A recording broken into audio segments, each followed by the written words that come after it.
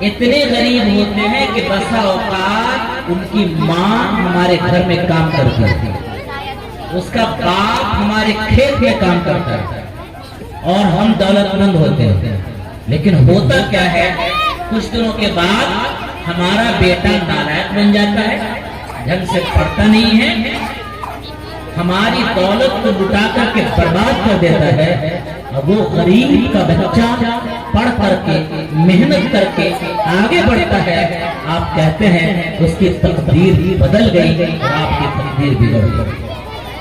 ٹھیک اسی طریقے سے تعلیم کے سلسلے میں بھی ہو رہا ہے۔ دیکھیے آپ کے بینر پر شعر لکھا ہوگا کہ حیرت ہے کہ تعلیم و ترقی میں ہے پیچھے، جس قوم کا آغاز اقرا سے ہوا تھا، جس قوم کی شروعات اور آغاز اقرا بسم ربک الذی سے ہوا۔ شاعر کہتا ہے اتر کر حرا سے سوئے قوم آیا اور ایک نسخہ کیمیا ساتھ آیا۔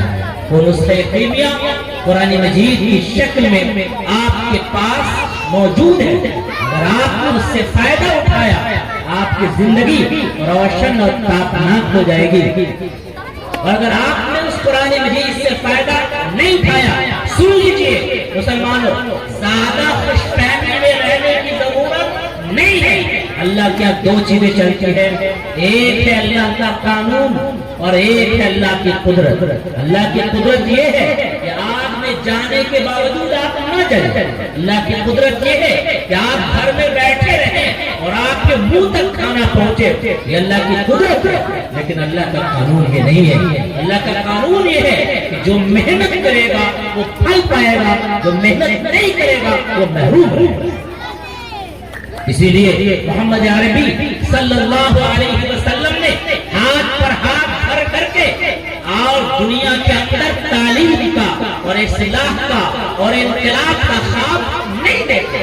آپ صلی اللہ علیہ وسلم میدان میں گئے، آپ صلی اللہ علیہ وسلم نے پیٹ پر پتھر باندھا، آپ صلی اللہ علیہ وسلم نے ایک ایک شخص کے پاس 100 مرتبہ چکر لگایا، آپ نے لوگوں کی خوشامد کی، صحابہ کرام اور صحابہ کرام کے بچوں کا بائیکاٹ کر دیا گیا صرف اسلام پر عمل کرنے کی وجہ سے، اور ان صحابہ کرام نے ثابت کیا کہ ہم پتے کھا کر کے رہنا گوارا کریں گے، لیکن اسلام کو چھوڑنا، دین کو چھوڑنا، شریعت کو چھوڑنا، نبی پاک صلی اللہ علیہ وسلم کے دامن کو چھوڑنا ہمارے لیے گوارا نہیں ہے۔ آج اگر ہمارے بچے اور بچیاں اگر اسی چیز کو کریں کہ وہ اللہ کے رسول، یہ ہمارے نوجوان، معاف کیجئے گا میرے بھائیوں، آج نوجوانوں کے اندر ماننے کا جذبہ بن ابھی اسی امتحان کے لیے کہا گیا کہ ہمارے وہ پیارے پیارے بچے جو کھڑے تھے ان کو بیٹھنے کے لیے کہا گیا، وہ آگے چلے گئے لیکن بیٹھے نہیں۔ یہ تابعداری صحابہ کرام کے اندر یہی تابعداری تھی، اور میرے بھائیوں ان نوجوان بچوں کا قصور نہیں ہے، میری ماں میری بہن میری چھوٹی بچیاں بھی سن رہی ہے، صرف ان بچوں کا قصور نہیں ہے۔ ذرا اپنے گھر کے ماحول کا جائزہ لیں، کیا بیویاں اپنے شوہر کی بات مانتی ہیں؟ نہیں مانتی۔ میں ایک دن سو رہا تھا، میری کھڑکی کے پاس کچھ بچے شور کر رہے تھے، مجھے بڑا غصہ آیا، میں نے کئی بار ان بچوں کو منع کیا تھا، اس کے باوجود دیکھا کہ بچے شور کر رہے ہیں۔ ایک دن میں اٹھا اور میں نے کہا میں جاتا ہوں ان بچوں کے باپ سے ملوں گا اور کہوں گا کہ آپ کے بچے کی تربیت ایسی کیوں نہیں ہے کہ وہ گھر میں قاعدے سے رہے، یہاں پر شور کر رہا ہے۔ تو راستے میں ایک صاحب ملے، انہوں نے کہا مولانا زیادہ خوش ہونے کی ضرورت نہیں ہے، کہیں پر آگے جائیے گا اس کا باپ بھی ایسے ہی ہلا گلا کر رہا ہوگا۔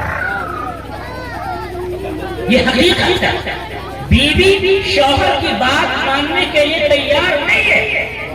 شوہر کو اللہ تبارک تعالیٰ نے کہا ہے، نکاح کے وقت پڑھا جاتا ہے یا ایھا الذین آمنوا اتقوا اللہ، اے ایمان والو اللہ سے ڈرو، وہ ڈر ختم ہو گیا ہے۔ اللہ نے فرمایا الرجال قوامون علی النساء، مرد ذمہ دار ہے، ٹوٹا ہے، باپ ہے، کھمبا ہے۔ یہ کھمبا اگر کمزور ہو جائے یہ شامیانہ ہمارے سروں پر نہیں رہ سکتا ہے بلکہ وہ گر جائے۔ یہ اسٹیج اس کا جو پایا بنا ہوا ہوگا وہ اگر کمزور ہوگا تو یہ اسٹیج قائم نہیں رہ سکتا ہے۔ آج حقیقت یہ ہے کہ مرد اپنے گھر کے اندر قوام نہیں، یہی سے خرابی آئی ہے کہ مرد اپنے گھر کے اندر قوام نہیں بن سکا، مرد اپنے گھر کو سنبھال نہیں سکا۔ گاؤں میں کہا جاتا ہے میہا، یعنی دونی ہوتا ہے، بیچ میں کھمبا رہتا ہے، 4-5 بیل اس کے بیچ میں ناچتا ہے، اگر بیچ کا کھمبا ٹیڑھا ہو جائے تو بانس کے درمیان وہ بیل صحیح سے ناچ نہیں پائے گا۔ آج ہمارا وہ کھمبا ٹیڑھا ہو گیا ہے، آج وہ ہمارا کھمبا کمزور ہو گیا ہے، ضرورت اس بات کی ہے کہ اس کو مضبوط کیا جائے۔ تھوڑا اور پیچھے ہٹیے، اور پیچھے جائیے، یاد رکھیے ڈاکٹر 2 طرح کے ہوتے ہیں۔ ایک ڈاکٹر نے دیکھا پیٹ میں درد ہے، فوراً پیٹ درد کی دوا دے دی، دیکھا سر میں درد ہے، سر درد کی دوا دے دی، یہ کچا ڈاکٹر ہوتا ہے۔ اور پکا ڈاکٹر جو ہوتا ہے وہ یہ دیکھتا ہے سر میں درد کیوں ہے، اگر گیس کی وجہ سے ہے تو گیس کی دوا دے گا وہ، اور اگر سردی کی وجہ سے ہے تو سردی کی دوا دے گا وہ، صرف درد کی دوا نہیں دے گا بلکہ سردی کی یا گیس کی دوا دے گا۔ تھوڑا اور پیچھے ہٹیے، یہ سارا نظام تباہ کیوں ہو گیا، مرد قوام کیوں نہیں بن سکے؟ پیچھے ہٹیے گا تو بڑے دکھ کے ساتھ کہنا پڑتا ہے کہ اللہ تعالیٰ نے الرجال قوامون جو کہا ہے، سنیے، مرد کو قوام کہا ہے، ذمہ دار کہا ہے، آگے جملہ کہا ہے بما فضل اللہ بعضهم علی بعض۔ نمبر 1 اللہ نے فضیلت دی ہے، نمبر 2 وبما انفقوا من اموالهم، اس وجہ سے مرد کو فضیلت ہے کہ مرد اپنا مال عورت پر خرچ کرتا ہے۔ سمجھنے کی کوشش کیجیے، مرد اپنا مال عورت پر خرچ کرتا ہے۔ اب یہاں معاملہ بالکل الٹا ہو گیا۔ نکاح میں علماء کرام جب نکاح پڑھاتے ہیں، مان لیجیے کہ 20,000 روپیہ اگر مہر ہے تو علماء کرام کہتے ہیں 20,000 روپیہ مہر سکہ رائج الوقت، سنیے، علاوہ نان، نفقہ اور سکنا کی 3 باتیں کہتے ہیں۔ نان یعنی کھانا، نفقہ مانے دوسرا خرچ، اور سکنا مانے رہائش۔ ان 3 چیزوں کے علاوہ لڑکا 20,000 روپیہ لڑکی کو دے گا۔ یہ معاملہ تھا کہ لڑکا دے گا، آپ نے بالکل پلٹ دیا کہ نان یعنی کھانا کھلانا۔ حضرت مولانا محمود الحسن صاحب برولوی دامت برکاتہم تو صاحب بھی بزرگ ہیں جن سے پورے علاقے کو فیض حاصل ہو رہا ہے، ان کا آج کے اس اجلاس میں استقبال ہے، خیر مقدم ہے۔ الحمدللہ حضرت سے پوری بستی فیض یاب ہوتی ہے، پورا ضلع فیض حاصل کر رہا ہے۔ اس کے علاوہ دربھنگا شہر میں الحمدللہ لوگ آپ کا استقبال کرتے ہیں، آپ سے ملنے کی تمنا رکھتے ہیں، اور آپ سے دعائیں لینے کی تمنا رکھتے ہیں، آپ سے ملاقات کی تمنا رکھتے ہیں۔ لوگ چاہتے ہیں کہ حضرت ہمارے یہاں ایک دن کے لیے، ایک وقت کے لیے مہمان بن جائے، اور الحمدللہ دربھنگا شہر کے لوگ حضرت سے بہت فائدہ اٹھا رہے ہیں۔ اس کے علاوہ آپ کے صوبے کے باہر گجرات کے لوگ بھی حضرت سے فائدہ اٹھا رہے ہیں، پورے ملک کے لوگ فائدہ اٹھا رہے ہیں۔ ہماری اور آپ کی خوش قسمتی ہے کہ ہمارے درمیان حضرت تشریف فرما ہے، حضرت کی دعا ہوگی انشاءاللہ، حضرت کی نصیحت بھی ہوگی انشاءاللہ، اور حضرت کی سرپرستی اور نگرانی میں ہمارا یہ کارواں اور ہمارا یہ قافلہ چل رہا ہے۔ دعا کیجئے کہ اللہ تبارک تعالیٰ حضرت کو طویل عمر، عافیت اور صحت والی طویل عمر نصیب فرمائے، اور ہم سب لوگوں کو حضرت کی قدر کرنے کی اور زیادہ سے زیادہ مستفید ہونے کی توفیق نصیب فرمائے۔ مرد کے ذمہ 2 مالی ذمہ داری ہے۔ نمبر 1 مہر، یہ مرد عورت کو دے گا۔ نمبر 2 ولیمہ، یہ کھانا مرد عورت کو لوگوں کو کھلائے گا، عورت پر کوئی مالی ذمہ داری نہیں۔ یہاں تک عورت پر ذمہ داری نہیں ہے کہ عورت اپنی گاڑی کر کے سسرال تک نہیں جائے گی، گاڑی کا انتظام سسرال والا کرے گا۔ لیکن مرد کتنا گر گیا ہے، دیکھیا کہا گیا علاوہ نام، نفقہ اور سکنا کی، یعنی کھانا مرد کھلائے گا عورت کو۔ مرد نے کہا کھانا تو ہم کھلائیں گے، سارا برتن تم لے کر کے آؤ، سارا برتن لے کر کے عورت ہے۔ نفقہ خرچ ہم کریں گے، گاڑی کا خرچ، دیگر چیزوں کا خرچ ہم کریں گے، لڑکا کا چچی کا خرچ تو ہم کریں گے، لیکن 2-3 لاکھ روپے پہلے ہم کو دے دو۔ نمبر 3 سکنا، رہائش، یہ مرد کے ذمہ ہے۔ مرد بے غیرت نے کہا رہائش تو ہمارے ذمہ ہے، لیکن مسہری تم لے کر کے آنا، بستر اور گدا اور تکیہ اور چادر تم لے کر کے آنا۔ جب مرد ایسی بے غیرتی کا اظہار کرنے لگا، مرد عوام نہیں بچا گیا، نتیجہ کہ وہاں سے معاملہ ڈگاڈول ہو گیا۔ اور یاد رکھیے، جس بچے کی گھر میں تربیت نہیں ہوگی وہ بچہ مسجد میں بہت شانتی سے نہیں بیٹھے گا۔ جو گھر میں شانتی سے نہیں بیٹھ سکتا ہے وہ مسجد میں بھی شانتی سے نہیں بیٹھے گا۔ جب گھر میں شانتی نہیں ہوگی تو میرے بھائیوں، وہ بچہ جب باپ کی بات نہیں مانتا ہے، جب وہ بچہ ماں کی بات نہیں مانتا ہے، وہ بچہ استاد کی بات کیسے مانے گا؟ وہ بچہ اپنے ایمان کی بات کیسے مانے گا؟ جب ایمان کی بات نہیں مانے گا، استاد کی بات نہیں مانے گا، بھول جائیے تعلیم جوانی کا کرتے رہیے، چیختے رہیے، چلاتے رہیے، جھومتے رہیے ناتوں پر، لیکن جب تک تابعداری نہیں آئے گی کوئی انقلاب نہیں۔ اس لیے میرے بھائیوں، اپنے اندر تابعداری لانی ہوگی، اپنے استاد کی تابعداری۔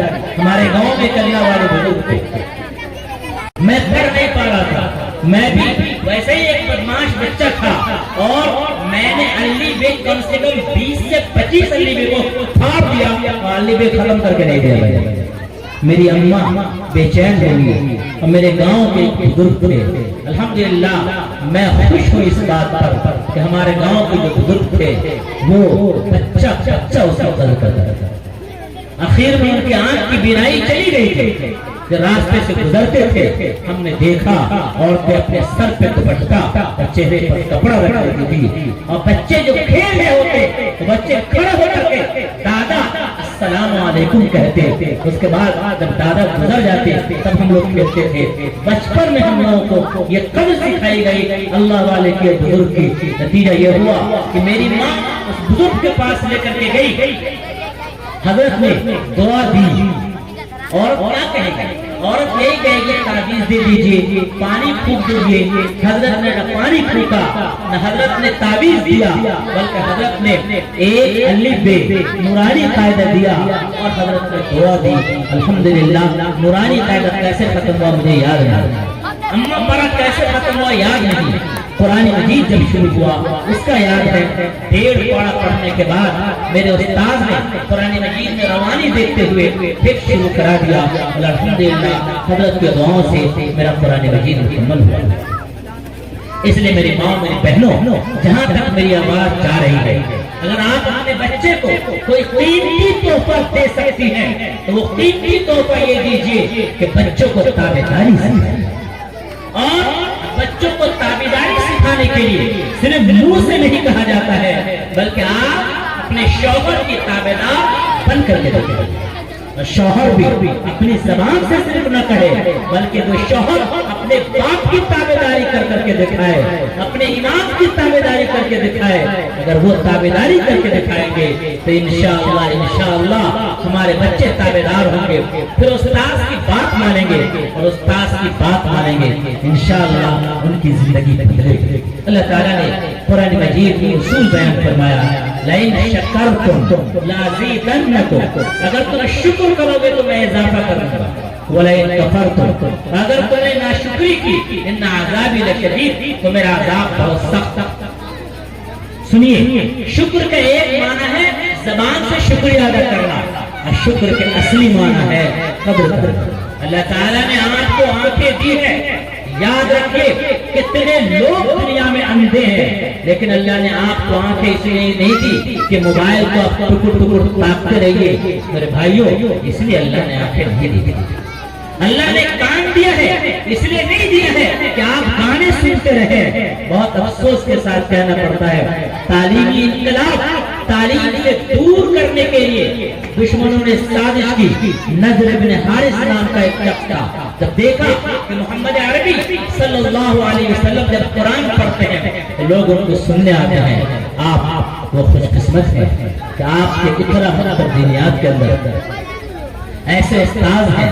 ابھی ہم لوگ نماز سے فارغ ہوئے، قاری صاحب کی تلاوت ہو رہی تھی۔ میری عادت ہے، لوگ جانتے ہیں میرے جاننے والے، میں بے وجہ کی تعریف کرنے کا قائل نہیں ہوں۔ بات صحیح ہوتی ہے تو میں بولتا ہوں، صرف خوش کرنے کے لیے کسی کو تعریف نہیں کرتا ہوں۔ الحمدللہ الحمدللہ آپ کے قاری صاحب نے، جو آپ کے یہاں کے استاذ ہیں، بہت بہتر انداز میں قرآن مجید کی تلاوت ہوئی۔ اگر آپ چاہیں اور قدر کر لیں، اور قدر کرنے کا مطلب یہ ہے کہ آپ سیکھیں۔ میرے بھائیوں، دربھنگا میں ایک شخص نے مجھے کہا کہ میری والدہ کا انتقال ہو گیا ہے، قرآن پڑھ دیجیے۔ مجھے بڑی جلدی تھی اور میں قرآن خوانی میں جاتا نہیں، تو میں نے ان سے کہا کہ میرے پاس وقت نہیں ہے، میں انشاءاللہ قرآن پڑھ کر کے دعا کر دوں گا۔ بعد میں انہوں نے کسی سے شکایت کی کہ میں نے مولانا سے کہا قرآن پڑھ دینے کے لیے، تو مولانا نے قرآن نہیں پڑھ دیا۔ میں نے بھی پلٹ کی شکایت کی کہ 10 سالوں سے چیخ چیخ کے میں کہہ رہا ہوں کہ آؤ قرآن سیکھو، تم نے تو میری بات نہیں مانی۔ میں 10 سال سے کہہ رہا ہوں کہ قرآن سیکھو، تم نے قرآن سیکھنے والی بات نہیں مانی۔ اب تمہارے کہنے پر میں قرآن پڑھوں، یہ کون سا فلسفہ ہے؟ کس نے کہہ دیا کہ میں تمہاری بات مانوں تو تم ہماری بات نہ مانو؟ اس لیے کہ تم نے جو چیز بنا لی ہے اپنے طور پر کہ ہمارے گھر میں بیٹھ کر اگر قرآن پاک پڑھا جائے تبھی اس کا ثواب پہنچے گا، اور یہ مولوی جو ہمارے ٹکڑوں پہ پڑھتے ہیں جب تک ہمیں ہماری بات نہیں مانیں گے یہ اچھا مولوی نہیں کہلائے گا۔ میرے بھائیوں، قرآن مجید پڑھیے، قرآن مجید سیکھیے، قرآن مجید سے محبت کیجیے، قرآن مجید کو دل سے لگائیے۔ اور میری یہ بچیاں موجود ہیں یہاں پر، میں اپنی بچیوں سے کہنا چاہتا ہوں، محمد عربی صلی اللہ علیہ وسلم پر سب سے پہلی آیت قرآن کی اقرا بسم ربک الذی خلق جب نازل ہوئی، جبریل علیہ السلام نے اللہ کے حکم سے محمد عربی صلی اللہ علیہ وسلم کو سنایا۔ تو آپ کو معلوم ہے کہ محمد صلی اللہ علیہ وسلم نے اپنی مبارک زبان سے قرآن مجید سب سے پہلے کس کو سنایا؟ کسی مرد کو یا عورت کو؟ میں کسی کو معلوم ہے آپ لوگ کو؟ کسی عورت کو سنایا ہے کسی مرد کو؟ محمد صلی اللہ علیہ وسلم۔ اور محمد صلی اللہ علیہ وسلم جب غار حرا سے تشریف لائے تو آپ وسلم نے سب سے پہلے حضرت خدیجہ رضی اللہ تعالی عنہا کو قرآن مجید سنایا۔ گویا کہ آپ کہہ سکتے ہیں محمد عربی صلی اللہ علیہ وسلم کی مبارک زبان سے سب سے پہلا انسان اور شخص جس نے قرآن مجید کو سنا وہ کوئی مرد نہیں تھا، وہ عورت تھی۔ لہذا اپنی بچیوں کو، اپنی بیٹیوں کو، اپنی عورتوں کو قرآن مجید کی تعلیم سے محروم مت کیجیے، قرآن مجید کی تعلیم دلوائیے۔ قرآن مجید کے ذریعے انشاءاللہ زندگی کے اندر انقلاب آ جائے گا۔ اللہ نے فرمایا کہ جب طوفان ہو، سیلاب ہو، ہوائیں ہو، ایسے وقت میں تمہارے لیے ضروری ہے وَاعْتَصِمُوا بِحَبْلِ اللَّهِ جَمِيعًا کہ سب کے سب اللہ کی رسی کو مضبوطی سے پکڑ لو۔ اور اللہ کے رسول نے فرمایا القرآن وحبل اللہ المتین، قرآن اللہ کی مضبوط رسی۔ سیلاب آ گیا، سارے لوگ اس میں بہ رہے ہوں، کون آدمی ہے جو محفوظ رہے گا؟ محفوظ رہنے کے لیے 2 چیزیں ضروری ہے۔ نمبر 1 مضبوط چیز کو پکڑیے، نمبر 2 مضبوطی کے ساتھ پکڑیے۔ اگر آپ نے پپیتا کے پیڑ کو پکڑ لیا اور بڑی مضبوطی کے ساتھ پکڑ لیا، پپیتا کا پیڑ بھی جائے گا اور آپ بھی چلے جائیں گے۔ اگر آپ نے تاڑ کے پیڑ کو یا آم کے مضبوط پیڑ کو پکڑا، مضبوط پیڑ تو مضبوط ہے لیکن آپ کی پکڑ کمزور رہے گی تب بھی سیلاب میں آپ رہ جائیں گے۔ دنیا کے حالات ایسے ہیں کہ اب مائک پر حق بولنا بھی اتنا بڑا جرم بن گیا ہے کہ ایسے لوگوں کو پولیس اٹھا کر کے لے جاتی ہے اور بے وجہ کی سزائیں ہے۔ یاد رکھیے اگرچہ عشق میں مرنے کا خطرہ بھی زیادہ ہے مگر مرنے کے ڈر سے مرنے والے کم نہیں ہیں۔ علماء کرام جو حق بولتے ہیں وہ حق بولتے رہیں گے انشاءاللہ تعالی. ایسے لوگ کبھی کم نہیں ہوں گے کسی کی دھمکی سے. اسلام والے نہ کمزور ہوئے ہیں نہ کمزور ہوں گے انشاءاللہ. شرط یہ ہے کہ آپ قرآن مجید سے اپنا تعلق مضبوط کیجیے. ایک شخص ہے بہت پیاری بات ہے، ساری دنیا ہماری دشمن اس لیے بنی ہے کہ اللہ کو ماننے والے ہیں، اور اندر کی بات یہ ہے کہ اللہ سے بھی ہمارا تعلق ٹھیک ٹھاک نہیں ہے. اللہ تعالیٰ اپنے منادی کے ذریعے مائک سے آپ کے کانوں تک آواز پہنچاتا ہے. اللہ کا نام لے کر، رسول اللہ کا نام لے کر کے آپ کو بلاتا ہے. حی علی الصلاۃ، آ جاؤ نماز کی طرف. حی علی الفلاح، آ جاؤ کامیابی کی طرف. لیکن ہم نہ اللہ کے نام پر آتے ہیں نہ رسول اللہ کے نام پر آتے ہیں. گویا کہ جس تعلق کی وجہ سے دنیا ہم پر ظلم کر رہی ہے وہ تعلق بھی ہمارا کچھ ٹھیک ٹھاک نہیں. ایک شخص نے دوسری بات کہی کہ دنیا ہم پر ظلم اس لیے کر رہی ہے کہ ہم اللہ کے ماننے والے ہیں، اور اللہ آخرت میں سزا اس لیے دے گا کہ تم نے ہماری بات ٹھیک سے نہیں سنی. نہ ہم یہاں کے رہے نہ ہم وہاں کے رہے. اس لیے میرے بھائیوں، دورنگی چھوڑ، یک رنگ ہو جا، سراسر موم یا پھر سنگ ہو جا.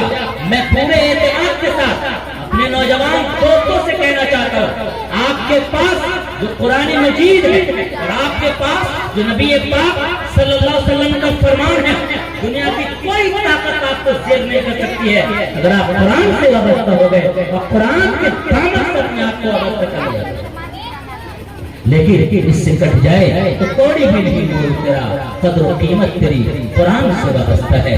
لہذا ہمیں قرآن کی طرف لوٹنا ہوگا. جس کے سر پر روٹی کا ٹوکرا رکھا ہو، در در روٹی کے ٹکڑے کی بھیک مانگے، وہ بیوقوف انسان کہلائے گا.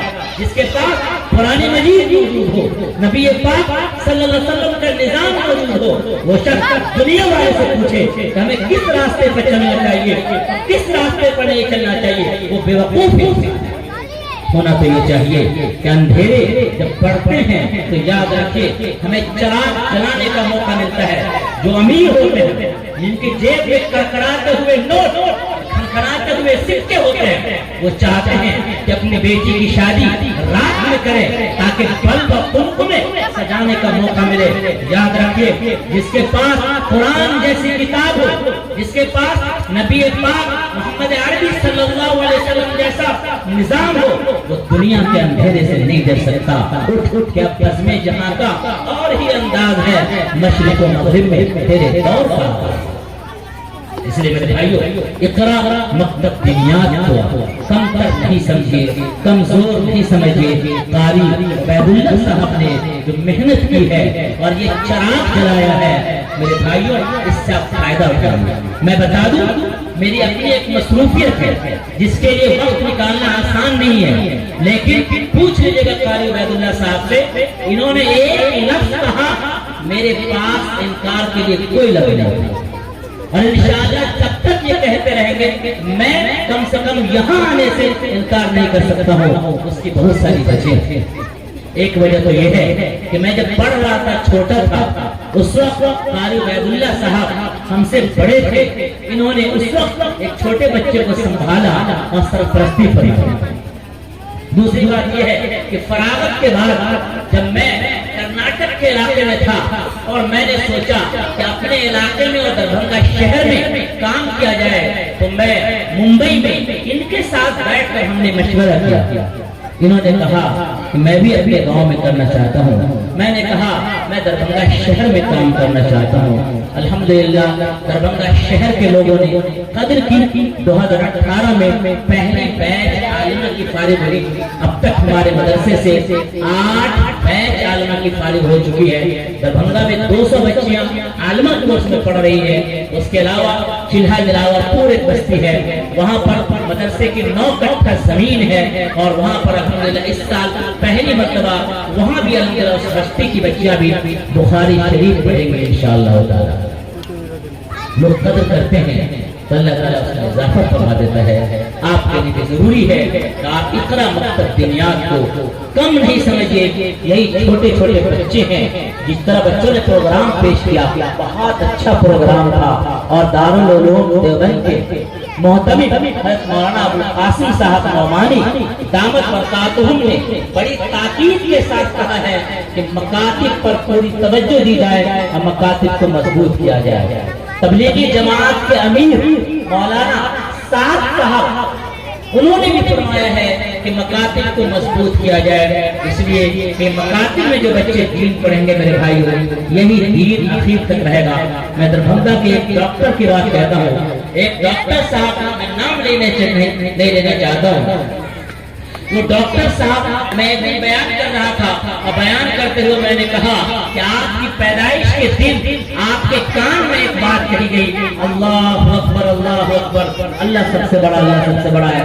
बयान के बाद डॉक्टर साहब ने कहा, मौलाना बच्चा पैदा होने के बाद अजान दी जाती है। मैंने कहा हाँ भाई। बोला मेरे बच्चे को तो 7-8 दिन हो गया अजान नहीं दी गई है। डॉक्टर साहब, हमने कहा अभी जाकर के अजान दिलवाइए। 7वें या 8वें दिन उनके कान में अजान दी गई। वजह क्या है?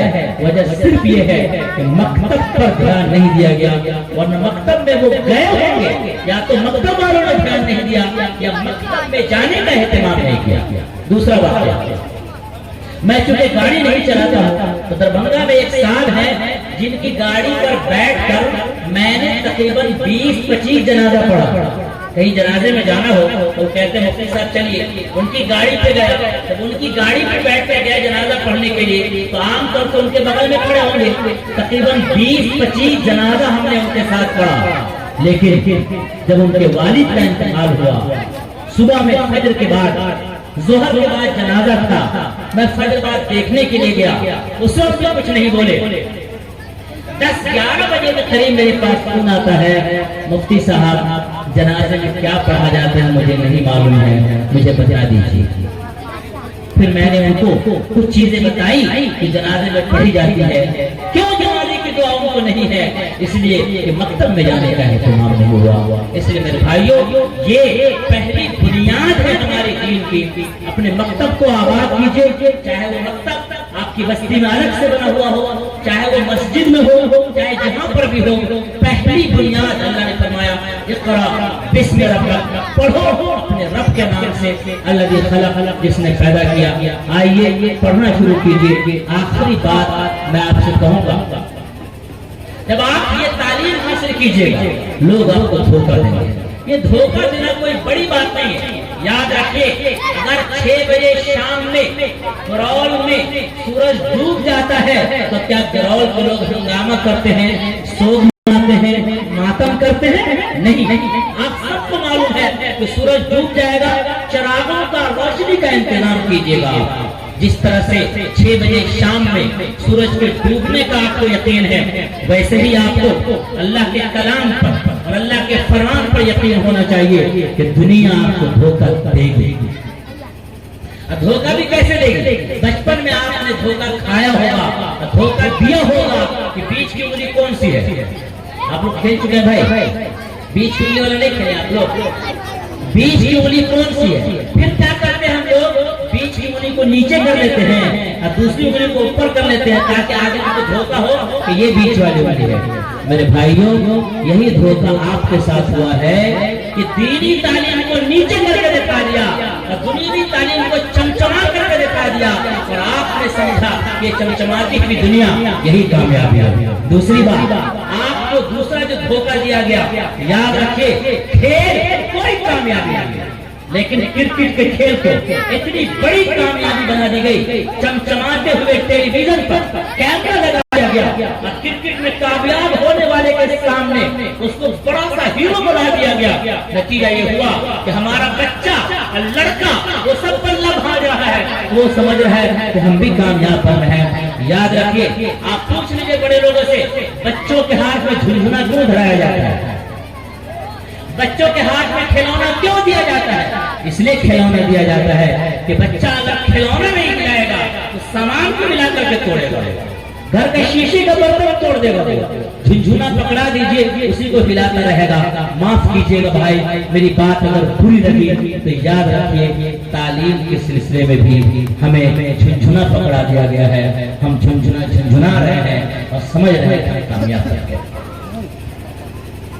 اللہ کے نبی صلی اللہ علیہ وسلم نے دونوں تعلیم کی ترغیب دی. میں نہیں کہتا ہوں کہ صرف دینی تعلیم حاصل کیجیے، ہمارے بچے دنیاوی تعلیم بھی ڈھنگ سے نہیں حاصل، آپ دونوں تعلیم حاصل کیجیے. ربنا آتنا فی الدنیا حسنہ وفی الآخرۃ حسنہ، دنیا کی بھی اچھائی چاہیے اور آخرت کی بھی اچھائی چاہیے. اور یاد رکھیے ہم اسکول کے خلاف نہیں ہیں، کوئی بھی عالم اسکول کے خلاف نہیں ہے، کوئی بھی عالم دنیاوی تعلیم اور آخری تعلیم کے خلاف نہیں ہے. اس کانسیپٹ کو سمجھنے کی کوشش کیجیے. اگر آپ نے میرے سامنے کھیر لا کر کے رکھا اور آپ نے ہمارے سامنے بریانی لا کے رکھی، بریانی ٹھیک ہے اور کھیر میں اگر زہر ملا دیا آپ نے تو میں کہوں گا کہ کھیر نہیں کھانا چاہیے، اس لیے کہ اس میں زہر ملا ہوگا.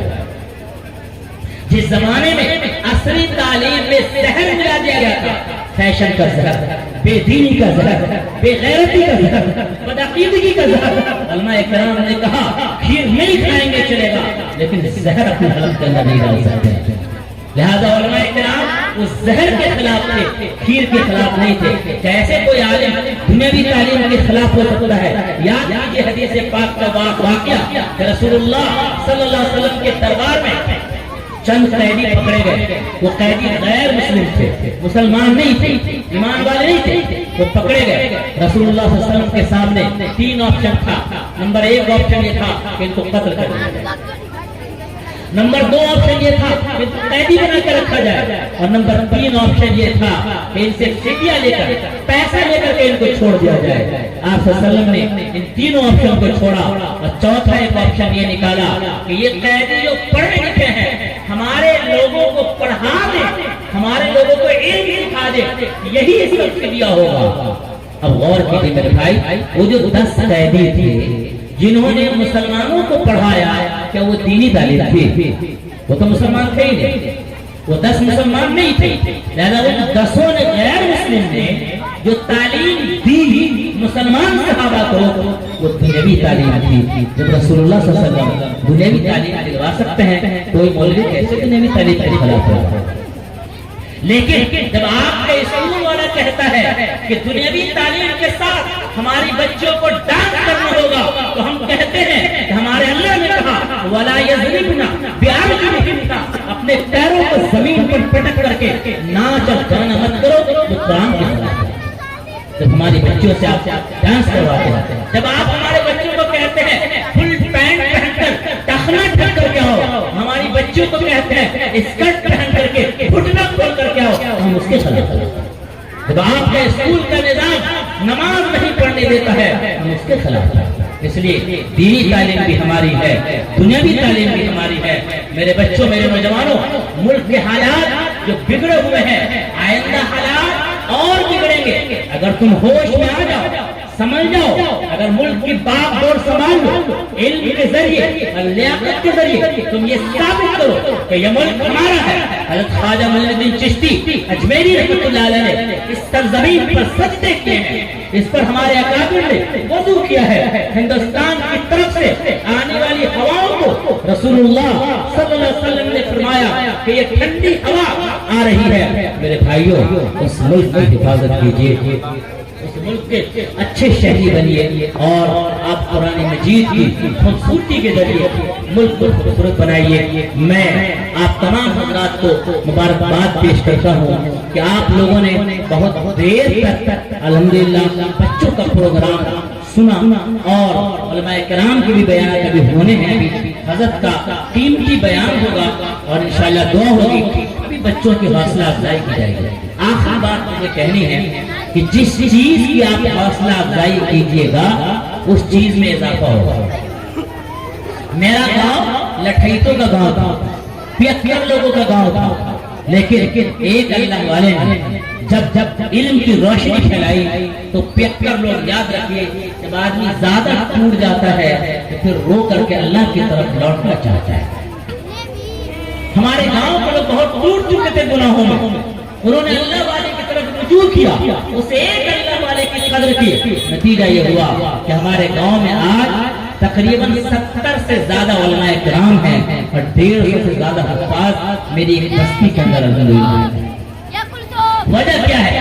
میں خود اس بات کا گواہ ہوں. جب میرا 4واں یا 5واں پارہ چل رہا تھا میں اپنے والد صاحب کے ساتھ جا رہا تھا، بچہ اچھل کر تیز چلنے لگتا ہے، میں آگے چلا گیا تو میرے والد صاحب نے پکارا آفتاب سنو۔ میرے والد کے ساتھ ایک اور آدمی تھا، میرے والد صاحب کے ساتھ میں نے کہا نہ ایسے مت کہیے، اب بابو قرآن حفظ کر رہا ہے نا تو حافظ صاحب کہیے، آفتاب صاحب کے نہ بلائیے، یہ میرے والد صاحب کو نصیحت کر رہا ہے۔ یہ جب قدر کی گئی میرے بھائیوں تو اس علم میں اضافہ ہوتا ہے۔ نعت شریف بہت اچھی سنائی گئی الحمدللہ۔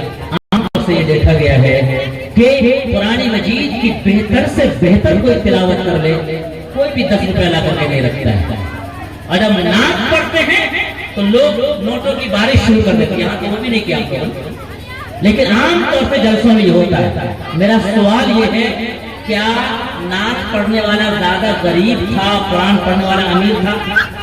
یا تو اس وجہ سے آپ نے پیسہ دیا ہوگا، اب قرآن پڑھنے والے کو نہیں دیا، یا نعت زیادہ اہم تھی قرآن کم اہم تھا جو آپ نے پیسہ نہیں دیا؟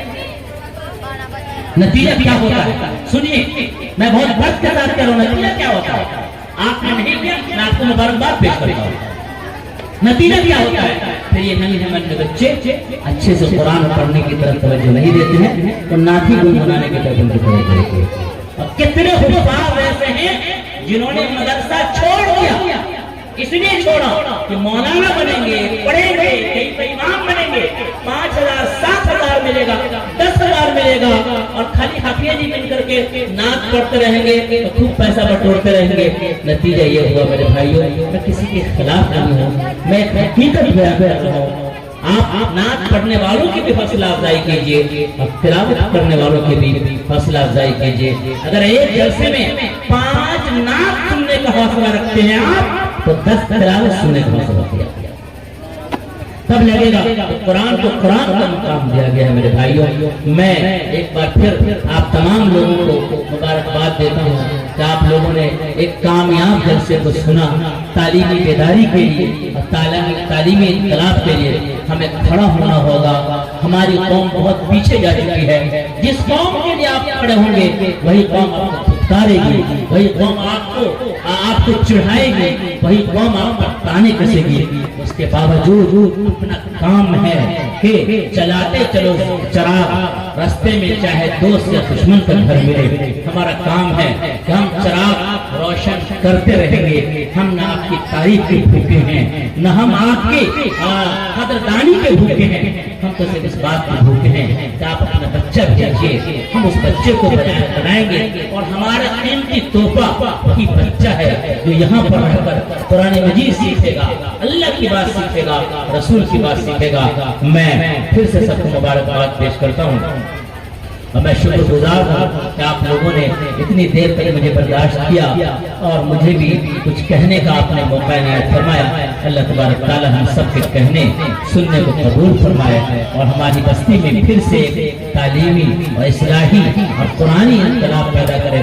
اجازت ہو تو میں صرف ایک بات کہوں، آپ کے گاؤں کو اللہ تبارک تعالی نے بہت ساری فضیلتوں سے نوازا ہے۔ آج بھی غرول گاؤں کا نام لیا جاتا ہے، لیکن جیسے قریب کی ایک بستی ململ کا نام یہ ہوا کہ ململ کی مرغی بھی حافظ ہے۔ کیا ہماری اس بستی میں اگر سارے لوگ مل کر کے قرآن مجید پر محنت کریں تو کیا اس بستی کا نام نہیں ہو سکتا ہے کہ ماشاءاللہ غرول کا بچہ اچھا قرآن پڑھتا ہے؟ اگر آپ عہد کریں گے اور اللہ سے مانگیں گے، اللہ ضرور پورا کرے گا۔ وآخر دعوانا الحمدللہ رب العالمین۔